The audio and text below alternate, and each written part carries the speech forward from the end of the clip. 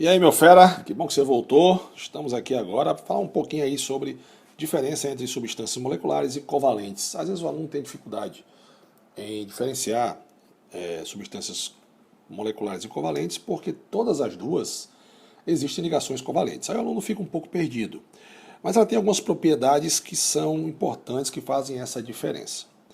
Primeiro, as substâncias moleculares, elas são feitas por ligações covalentes, certo? E essas estruturas a gente chama de aglomerado, eles têm um tamanho bem definido, certo? Então, que são as moléculas. Então, as moléculas das substâncias moleculares podem ter de 2 a milhares de átomos, mas desde que o tamanho seja bem definido, beleza? E, como eu falei, a constituição dessas moléculas é revelada pela fórmula molecular, ou seja, eles têm fórmula molecular. Bacana, galera, certo? E quando essas substâncias moleculares estão condensadas, ou seja, bem próximas uma das outras, aí elas formam interações intermoleculares, que é o que nós vamos estudar, ou forças intermoleculares. Porque as ligações covalentes, elas são ligações fracas, beleza? Então, quando as moléculas... Fiz uma bola, o aluno perguntou que perto de bola é essa, né, Sandro? Quando as moléculas se aproximam, condensadas, elas formam interações intermoleculares. Já as substâncias covalentes, a situação é um pouco diferente. Por quê? Porque elas estão numa rede de ligações covalentes e o tamanho é indeterminado.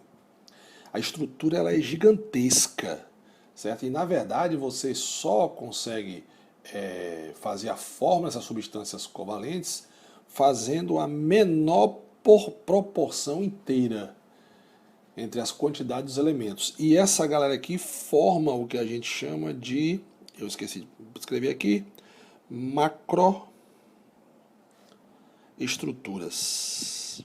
Macroestruturas. Estruturas. Aí você escreve bonitinho aí no seu caderno. Tá bom? Agora, falando um pouco das propriedades físicas dessas substâncias, fazendo uma relação aqui, primeiro entre ponto de fusão e ponto de ebulição. Eu vou mudar a corzinha aqui agora do... Vou botar um rosa. Bacana? Então, por exemplo, em relação ao ponto de fusão e ponto de ebulição, as substâncias moleculares eles possuem baixo ponto de fusão e ponto de ebulição.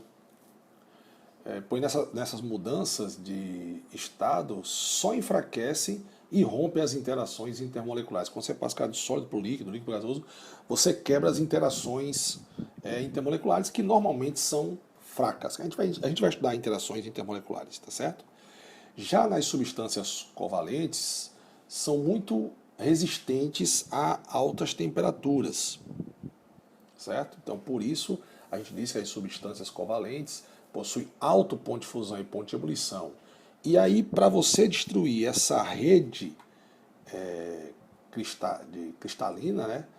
Aí você tem que quebrar as ligações covalentes e aí você tem que realmente fornecer bastante temperatura para quebrar essas ligações covalentes, que nas substâncias covalentes são mais fortes, tá bom?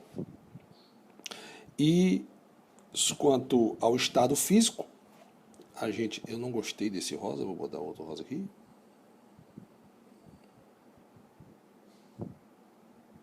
Deixa eu ver. Acho que esse está melhor. Então vamos lá. Em relação ao estado físico, você vai encontrar as substâncias moleculares nos 3 estados físicos, sólido, líquido e gasoso. Né? Aí depende da intensidade da interação intermolecular presente, mas você encontra. Já as ligações covalentes, elas são sólidas à temperatura ambiente. Bacana? Em relação à solubilidade, elas são solúveis, beleza? Em solventes adequados. Essa dissociação, logicamente, vai romper a ligação de interações intermoleculares soluto-soluto para formar interações intermoleculares, beleza? Soluto-solvente, que a gente chama de, que a gente vai ver, que é chamado de força de solvatação. Bacana? Certo? Já as nossas queridas substâncias covalentes, elas são insolúveis. Bacana? E para que você dissolva, você vai ter que quebrar, né, as intensas ligações covalentes que ocorrem entre elas.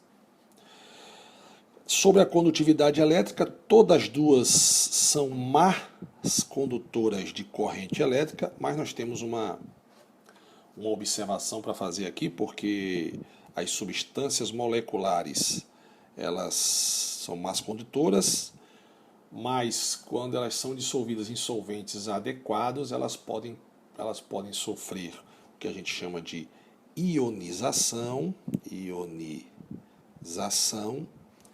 e conduzir a corrente elétrica. Agora, já os compostos aqui, as substâncias covalentes, não são tão boas condutoras. Agora a gente tem uma exceção aqui bacana, a mais importante, que é a grafita.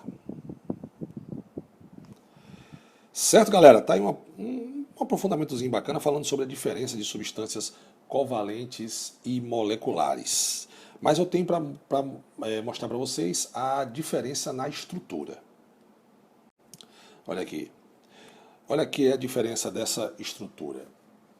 Eu estou representando aqui duas estruturas cristalinas de duas substâncias. Uma molecular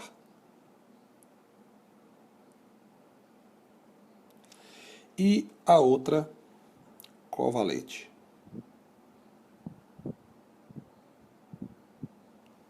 Beleza? Nessa primeira estrutura, as bolinhas pequenininhas são os hidrogênios e as bolinhas grandinhas são o cloro. Então eu tenho aqui o hidrogênio carregado positivamente e o cloro carregado negativamente. Na segunda estrutura, eu tenho a bolinha pequenininha, é o oxigênio, e a bolinha maiorzinha é o silício. E esse tracinho aqui é o que, galera? Diga aí para Sandrão. É justamente a ligação sigma, ligação covalente sigma. Certo? Eu quero ressaltar o seguinte, que no primeiro cristal, que representa... Oh, desculpa, não é HCl não, é o bromo, tá certo? Foi mal, é o bromo. Eu quero ressaltar que nesse primeiro cristal a gente representa, a representação ela é molecular, porque trata-se do HBr. Então, se você juntar aqui, você fizer os dois aqui, ó, a ligação aqui, você tem o HBr. E o HBr, na fase sólida, eu gostei dessa cor, na fase sólida, os átomos de hidrogênio e de bromo encontram-se ligados também por ligações covalentes. E as moléculas se ligam por interação do tipo dipolo-dipolo. Essa interaçãozinha aqui, ó, porque aqui eu tenho uma molécula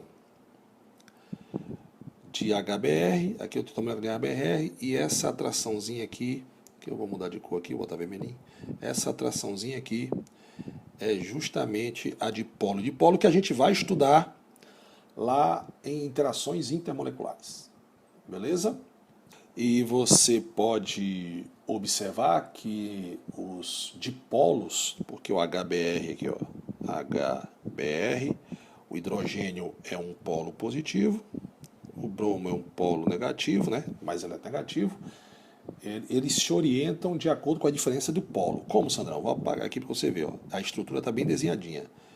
O hidrogênio está sendo atraído, olha o tracinho aqui, está sendo atraído pelo átomo de cloro da outra molécula. Que cloro, rapaz, bromo, que é o amarelinho, certo? E você vai ver que o bromo da outra molécula aqui, ó,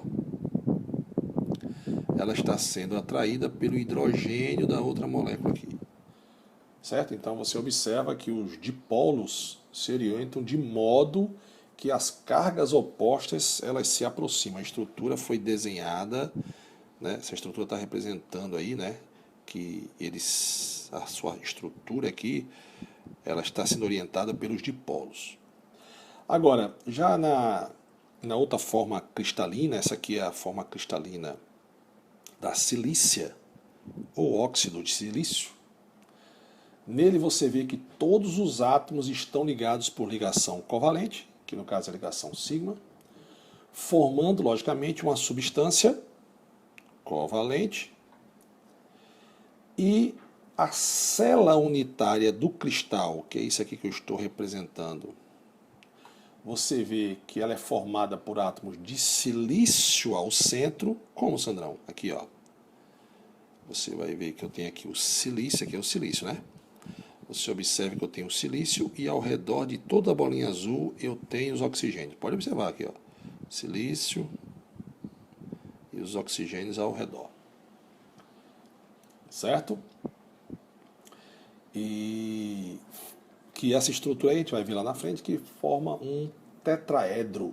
E os oxigênios ocupam as vértices desse tetraedro. Sandrão, não estou enxergando tetraedro não, aqui, ó. Só para você ter uma ideia.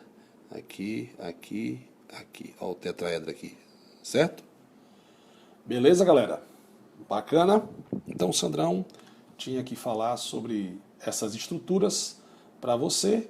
E agora nós vamos fazer os exercícios. Então, vamos lá.